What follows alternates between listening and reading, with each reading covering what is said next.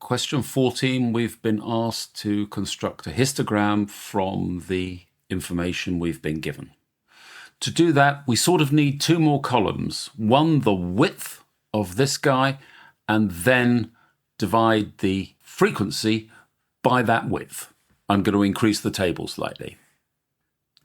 Okay, filling in the width first. This is 20, this is 10, this is 10, and this is 20 again. Frequency density for this column will be 20 divided by 20, which is equal to 1. 50 divided by 10, which is equal to 5. 60 divided by 10, which is equal to 6.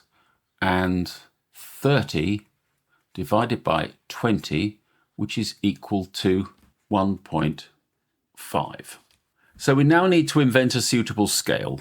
And I think it's fairly obvious is if we climb up to 6, which is our highest in number steps like this. So our first column will be a height of 1, and it will exist between 50 and 70. Our second column, a height of 5, existing between 70 and 80. Our next column, a height of 6, existing between 80 and 90.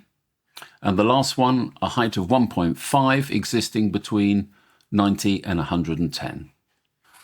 And there you have it.